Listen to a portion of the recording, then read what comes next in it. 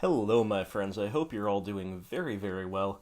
This is the Grimflayer bringing you more Golgari gameplay, and we've got an interesting one here. So you can't see it from this point in the playback, but our opponent has declined to take the play. They won the dice roll, but I am playing first. Now, it is online, so you never know. It could, in theory, have been a misclick or something, but let's assume that our opponent did indeed choose to take the draw. There's only one deck in Modern that I really know of that does that on any kind of a regular basis, especially Game 1, and that would be 8-Rack. So I am suspicious for 8-Rack right out of the gates. Now, look at our hand. Our hand is a little crazy. We have 5 lands, no threat, and 2 pieces of interaction. The new all-star of the archetype, Assassin's Trophy, admittedly, but these are cards that you generally don't want to see too many of in the early game. So our hand is speculative to say the least. However, if it is functional, kind of, to use that term generously, it's a functional hand. Now, if we are against 8-Rack, we don't want to mulligan, excuse me. We don't want to mulligan against any discard-based decks. That is especially true for 8-Rack. So, as strange as it is, I think this hand is a keep. They play a lot of permanents. They play some planeswalkers, they play enchantments and artifacts, and some versions play creatures as well. So Assassin's Trophy will not lack for targets. And, even though they play Fatal Push and Smallpox, manlands in general are still very, very effective against 8-Rack. So, yeah, we are going to really test the power of manlands in this deck with this type of keep, but let's do it.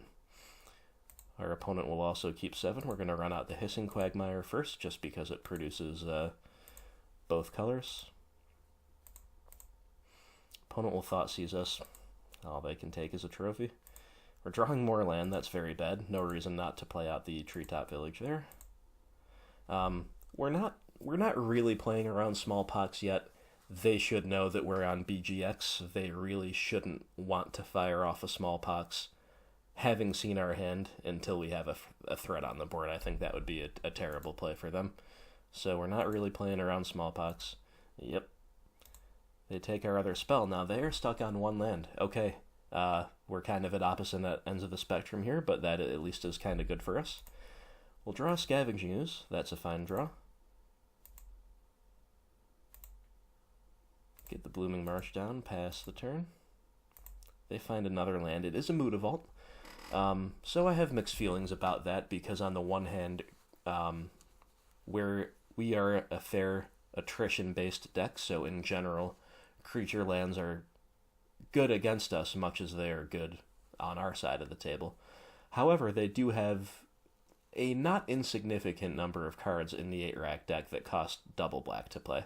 So the fact that they didn't find a black source, I'm not too mad about that. However, they do have the requisite mana to play a Waste Not. So this is an interesting card that not everyone has seen before, perhaps.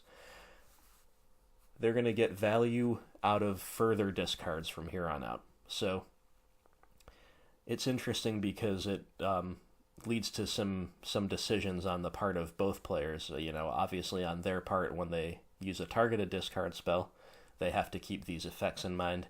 And when we get hit with a Raven's Crime or a Liliana or something to that effect, we also have to keep these effects in mind, so it's an interesting one.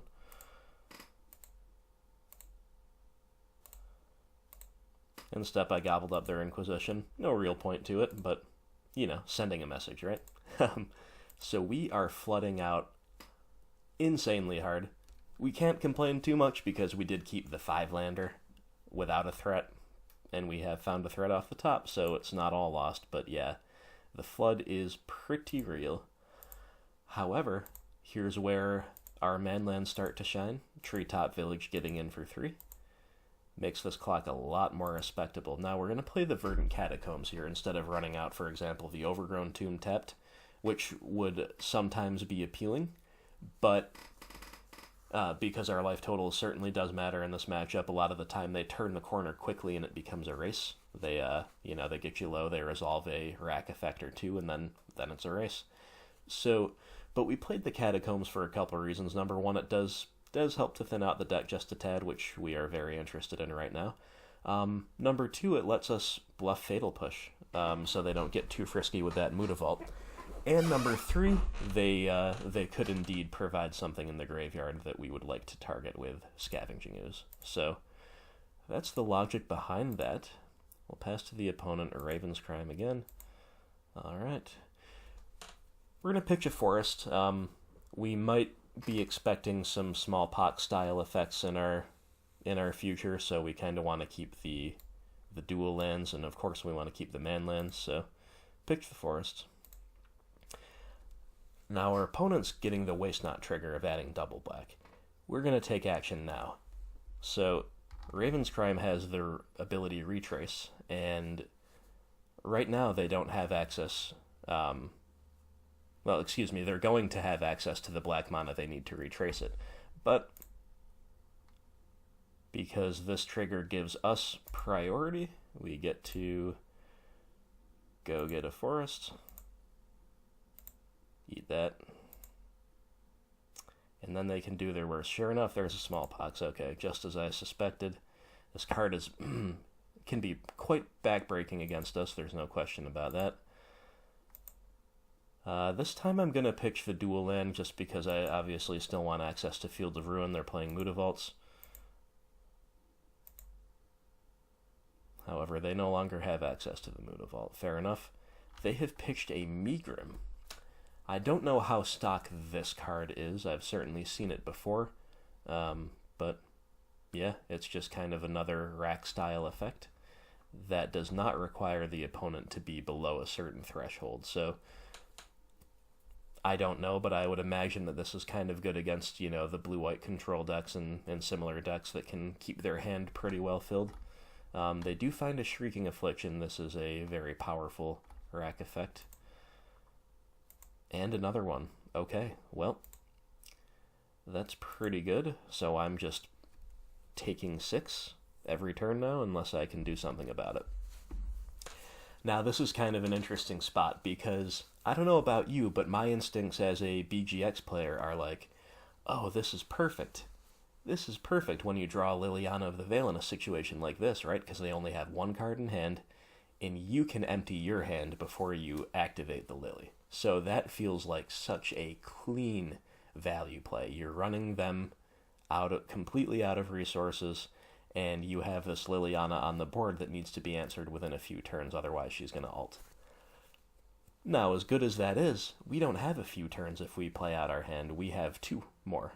That's not good at all. So I kind of had to overcome my instincts to just windmill slam the Liliana here, but looking at the board more carefully, it's actually correct to just do nothing here. Animate the Treetop Village, get in for 3, and pass the turn. So unless they find another discard effect, as of right now, their Shrieking Afflictions are doing nothing. That's pretty good for us. Now here the Smallpox plan might have come back to bite them a bit. They seem to be stuck, well, they are stuck on one land, and, they could have any number of cards in their hand that they're locked out of playing. On the other hand, they could have a Fatal Push. So firing up the Treetop is not as free as it was last time, but we need to be proactive here. We, there are a lot of draws they can have that make their clock really fast again. We need to try to end the game while we can.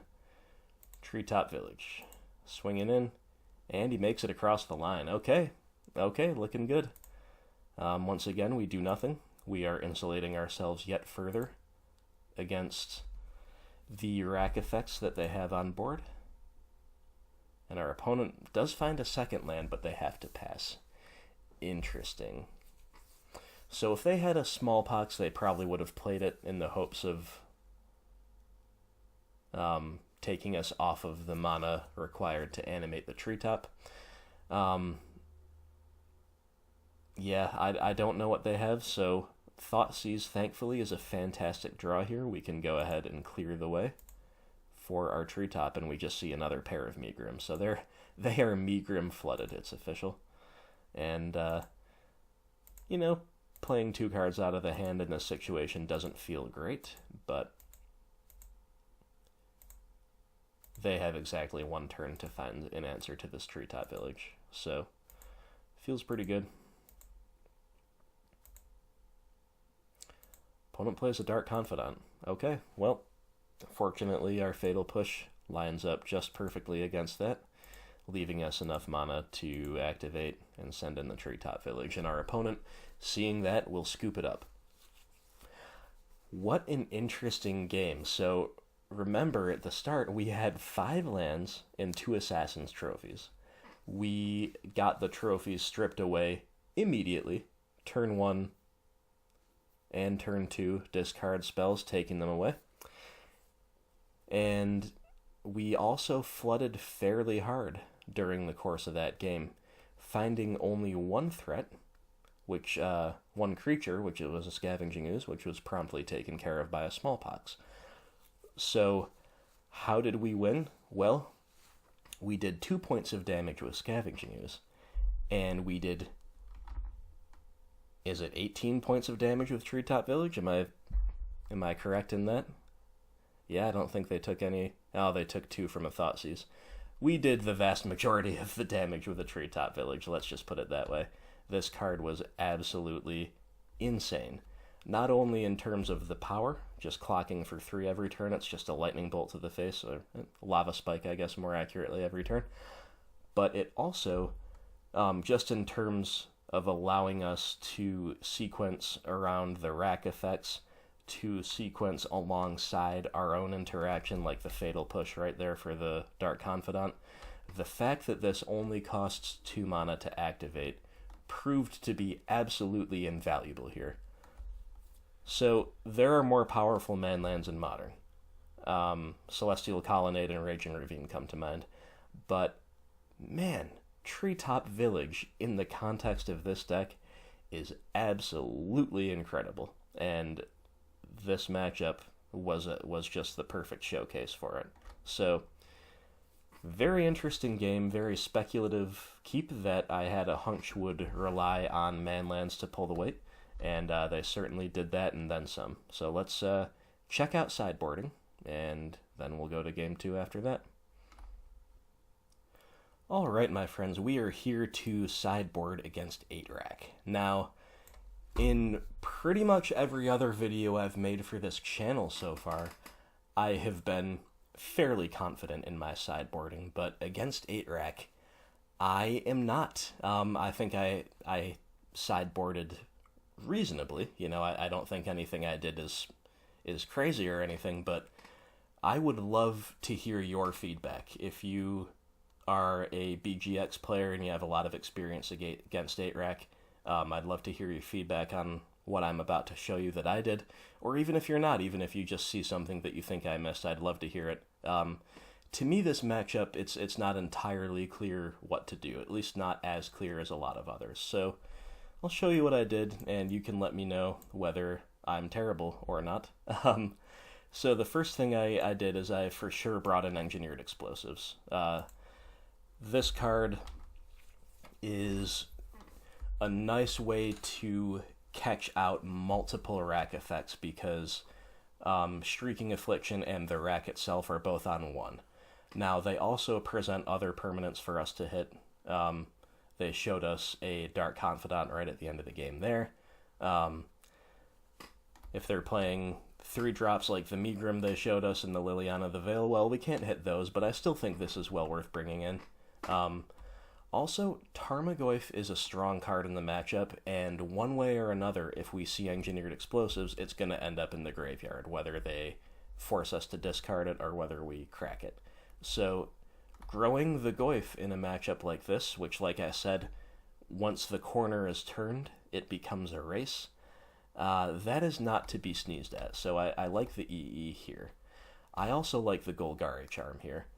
This can hit the Megrim, it can hit the Shrieking Affliction, it might hit some other stuff I don't know about, and it can also kill the Dark Confidants. So, and of course the regen mode against a Fatal Push, or, if they have, like, Bantu's Last Reckoning out of the side. Again, I don't ever want to oversell the regen mode on this card, because we just the way we sequence and the way we play to the board, we cannot usually make this a huge blowout in favor of us, but all three modes are live. So Golgari Charm comes in.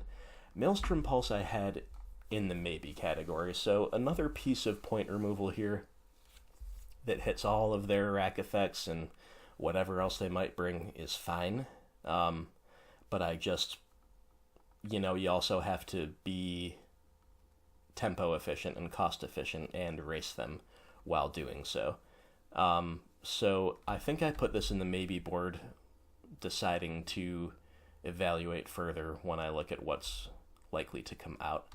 Nihil Spellbomb raised my interest briefly just because they play the Raven's Crime, but that's not worth it in my opinion. No to Fulminator, it's not that type of matchup. Choke does nothing. Obstinate Baloth is obviously, these are the types of matchups this thing lives for, this is a big hoser. Nissa is a good one too, I think. So let me know if you disagree with this one. It's more borderline than the rest. I mean, on the face of it, she's our ultimate grindy card. This is a grindy matchup. Again, if we need her to race, she can race. If we need her to grind, she can grind. However, 5 mana is always a little steep, especially when we are against Smallpox. So for that reason, she's a little bit questionable. And over here, what do we have? We're not interested in the Wrath effects. Kalidas is not particularly appealing. Surgical Extraction, no. We don't want to go down on resources against this deck at all. So those cards are all no. And then we have a couple more discard effects. Now here it's interesting, On the one hand, discard is actually quite effective against 8-rack. They don't draw all that well. This particular opponent is playing Dark Confidant, obviously that helps, but we have plenty of answers to that. And, if we can strip a couple key pieces out of their hand, that is completely fantastic. On the other hand, there's the principle of the grindy match, the discards. You want to prioritize answers and threats, aka good top decks, when you're getting attritioned out. So I don't know, I just don't know how many discard effects we want. I guess that's the big question mark I have about this matchup. But let's say that these three are coming in no matter what else we do. I think that's pretty clear. So let's take a look at what's bad. I guess Liliana of the Veil is pretty bad. Her +1 plays into the opponent's hands. That's first and foremost. Now that said,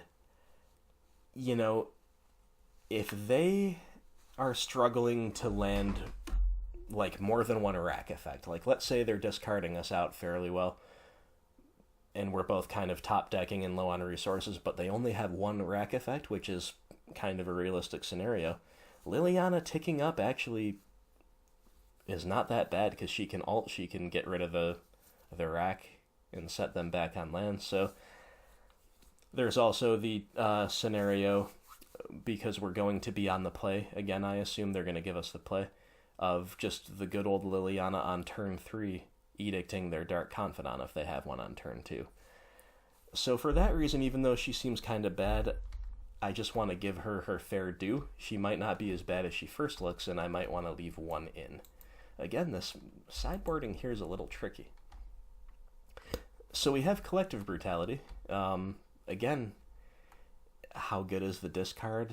Yeah, I don't know, but the drain is kind of relevant, and killing Dark Confidant is also live with this. That said, we almost never will want to escalate aggressively with this.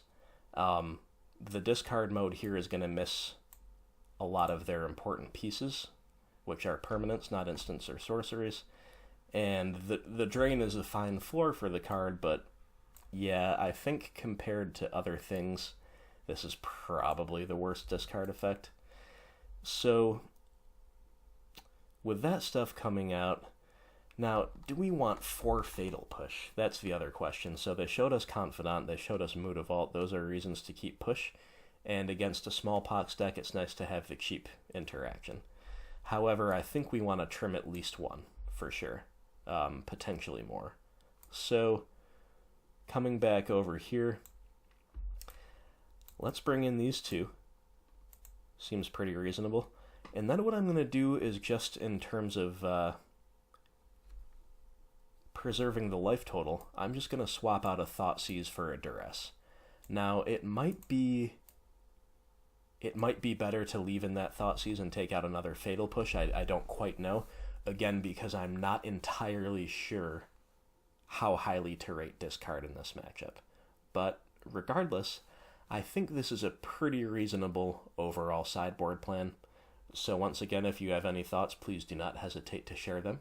But this is what I ran with, and let's see how Game 2 goes. Alright everybody, we are back for Game 2, and our hand is average. It's average. We have 3 lands, we have both colors in abundance, that's all fine, but we don't have any interaction whatsoever. We just have 4 threats. With this type of hand, we're going to have no choice but to play stuff out on curve and hope we don't get blown out by Smallpox, by Liliana of the Veil, things like that. This hand could go either way. I certainly don't think it's reasonable to consider mulliganing this, though. Like, mulliganing against Arak is quite bad, and this hand is functional, and it does force them to have some answers, that is for sure. So, our opponent has once again given us the play. We're just going to resolve our shock land painlessly. Opponent leads on an Urborg. Now we have 3 sources of each color, and then Urborg Raven's Crime, huh? Certainly feel a lot better about that than an Inquisition or a Thoughtseize. Anything targeted would have been way worse. So what I do here, unfortunately, is just pitch the Nissa, just because we're really far away from casting her. That's the type of card you bring in and basically never hope to see it in your opening hand. You want to top deck it when you're in the mid-game. Like, right on turn 5, that would be a great top deck if you have the lands to cast her. But, so that's the clear pitch, especially because she will grow the Goyf. Unfortunately, we do not have a land in the bin quite yet to help the Goyf get even bigger, but we'll play one. We'll pass. Opponent plays a Waste Knot. Sure, fair enough. I was most afraid of a Smallpox there. Now this was an interesting turn, right? So I could have done a few different things here. I could have played a Liliana of the Veil and just tried to out-discard them. I think that that was actually kind of surprisingly high on my priorities list until they played the Waste Knot. So every time I Lily, I will be giving them really good value. It's either a zombie or a card. Like with my hand, I don't have lands to pitch. So unfortunately, this plan is basically off the table right now. I'm punished for leaving 1 in at the moment. So I had a couple other options. I could have just played a creature on curve, whether it be Tracker or the Goyf. Or I can try to really speed up the clock, and the way I speed up the clock would be this. I would hit the Waste Knot with the Assassin's Trophy. That's going to put an instant and an enchantment in the yard, making the Goyf a 4/5. So it's also going to ramp the opponent, which could lead to a double spell turn next turn, which could be bad. Or I could take the safe route and just hit for 2, play my land, and hold up Trophy. You know, there are about 5 different lines I can realistically take here, and none of them would be entirely unreasonable. I'm a little bit leery of playing out another Tarmogoyf because Tarmogoyf is so good in this matchup, and I don't want them to just go swamp into Bantu's Last Reckoning, you know? If I had another land in hand where I could, reasonably expect to rebuild with Tracker, that might be one thing, but yeah, so I took the most proactive line possible here, and I kind of got punished for it, so I decided to trophy in order to grow my Goyf, and I fully accepted the risk of Fatal Push. Like I said, Fatal Push has been on my radar since game 1 when I was worried about it hitting my my Treetop Village, and sure enough, I gave them the mana for a free Fatal Push. Feels pretty bad, but, the difference between a 2-3 and a 4-5 in terms of being proactive and starting the clock, I still don't think that was an unreasonable line at all to take, but they had the push. Not good for us. Let's see what they can follow it up with. The Rack, yes. Shrieking Affliction, yes, okay. 2 Rack effects, differentiated. Good for them in terms of not getting blown out by the Maelstrom Pulse. Raven's Crime, okay. At this point, I think the window for Liliana has passed us by. She really would have only been good on turn 3. And of course, since they had the Waste Knot, she wasn't even good then. So, see the Liliana later. Certainly rate the other 2 cards in my hand more highly. Okay, I'm very happy to draw a land. And I think the path to victory in this matchup is to just draw as many cards as humanly possible, while also presenting a clock. For that reason, I play out the Tracker. I immediately get my value. And I have to leave my 6/7 Tarmogoyf in hand vulnerable to literally any form of discard they have. Raven's Crime, Inquisition, Thoughtseize, Liliana of the Veil. +1, they all strip away my most effective beater, but what can you do? Could only play 1 card, and I chose the Tracker.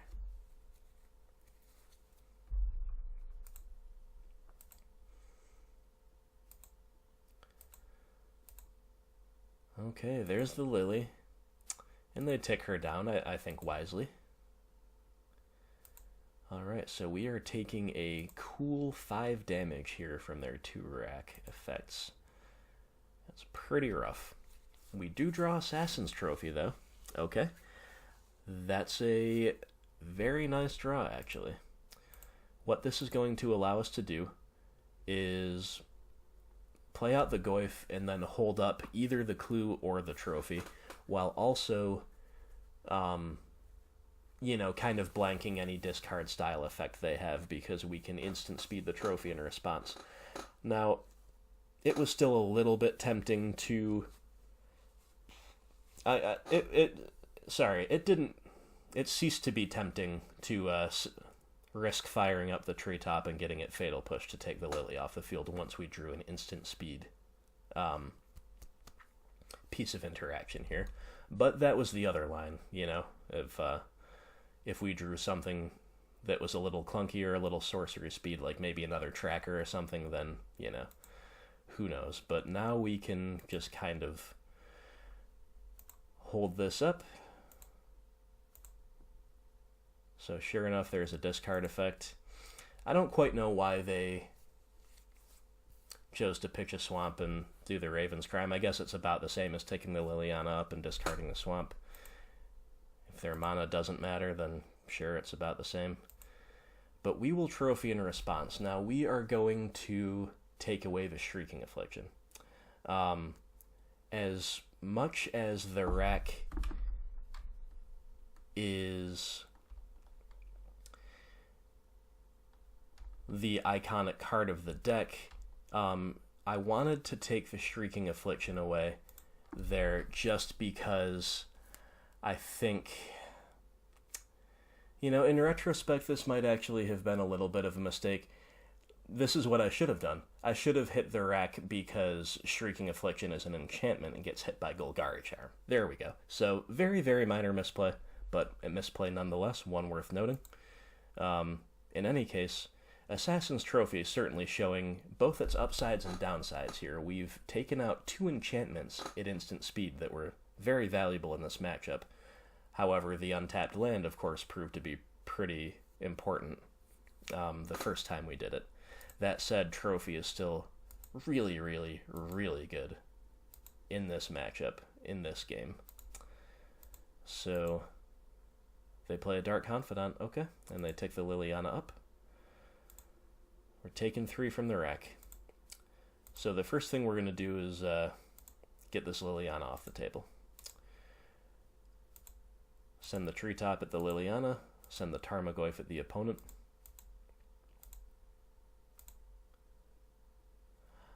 So our opponent did not read the card carefully enough. To be fair to them, it's pretty unusual for a land to have trample, but Treetop Village sure does. So our opponent tried to keep the Liliana alive. Didn't work. Trampled over for exactly enough to take the Liliana off the field.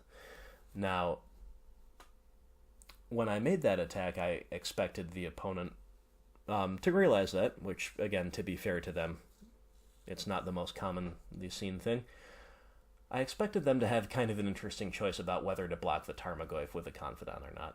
Like, I probably, if they'd realized the village had trample, I would probably expect them to take a hit from the Goyf, just because they need to top deck answers. But like, this thing's a 6/7.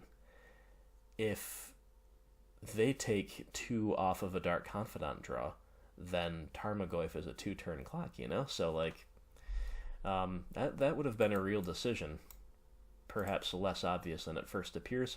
We're just going to play out this land. We don't want to get too cute with trying to bait an Inquisition or whatever, we want to shut off the Raven's Crime value. We want to get that land down because we have clues to crack and it's a tapped land.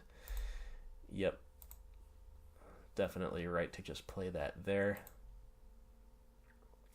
Okay, they find a Shrieking Affliction off the top. That is very good. We are now taking 6 per turn, and we are just dead next turn. Unless we draw that. What an amazing top deck. I'm not going to lie. That was about the best top deck in the deck. This is going to very, very cleanly 2 for 1 then. Not only that, it's going to grow the Tarmogoyf to a 7/8, making it officially a 2-turn clock, and it didn't even take up my entire spread of mana, so I can hold up this clue. That was just perfect on every possible level. Definitely wouldn't blame the opponent for being a little bit salty about that one. But hey, this is why I like engineered explosives. It's I feel like I'm kind of in the minority in terms of the straight BG rock players who still like explosives. I think most people prefer other things. Like I mentioned in the deck techs, you don't see explosives all that often in decks that can only produce 2 colors. But, I still rate it fairly highly. And it's for situations just like that. So they find a Collective Brutality. They're going to drain me just, I guess, to say, hey, look how low you were. We're going to draw with the clue, because why not? And we draw a Brutality of our own, just to even things out. But, yep, we'll send in the beasties, and the opponent has been finished off. So, that was kind of, that was an interesting matchup. The opponent had a pretty reasonable clock. We had an interesting decision point early on with the Assassin's Trophy. We chose to be as proactive as possible with it. We got punished by its downside. Of course, if that was an Abrupt Decay, we just would have clocked for 4 and not gotten Fatal Pushed. So that's definitely something to keep in mind. That said, the utility of this card across the open meta means that even though in certain situations like this, we're like, it is basically impossible to get punished harder by Trophy's downside than we did on that specific play. We gave the opponent, who was totally tapped out, a swamp. They happen to have a Fatal Push to take care of Tarmogoyf, who is an amazing threat in this matchup. So that is about as bad as the trophy downside really gets. And, you know, we still pulled off the win to some degree on the strength of this card itself, despite its downside. We took care of the Waste Knot with it, and that card would have ground us potentially out of the game. It's going to find them more cards. It's going to generate a chain of chump blockers for them. That stuff lines up really well against what we're trying to do. The 2/2 zombie chumpers and the extra cards for refuel, both very, very good against us. And of course, our second trophy was able to take care of this Shrieking Affliction, which, you know, if we hadn't gotten that off the table, we take another 3 from that Brutality would have been lethal. So that was very important too. We had some interesting discard decisions and other things that went on. Once again, Treetop Village's damage proved very, very relevant in this game. Can we also just take a moment to admire Land Creature Swamp Ape? Like, come on. You don't see that every day. That is hilarious. Yeah, Swamp Ape OP. Let's just put it that way. But yeah, this card was sweet. Obviously, Tarmogoyf is just off the charts good in a matchup like this. And then Engineered Explosives, one of the more fringe cards in my sideboard, really digging us out of a tough situation. The opponent had top decked a very, very good card, and then we top decked an even better one. So Explosives, very nice there. Not much more to be said about that. So good games, good match, well played by the opponent. I hope it was a fun one for you all to watch. 8-Rack is not everyone's favorite deck. It seems to kind of polarize opinions. And it's also not, in my opinion, an easy deck to sideboard against. So I'll remind you, feel free to chime in on my sideboarding decisions and just if you have any general thoughts on principles to follow in the matchup, like, you know, is how valuable is discard relative to threats and answers. I would love to hear it. So, thank you all so much for watching, as always. I hope you're enjoying the gameplay for this very fair but very powerful deck in Modern. It is a joy to pilot, as always, and I will see you for the next video.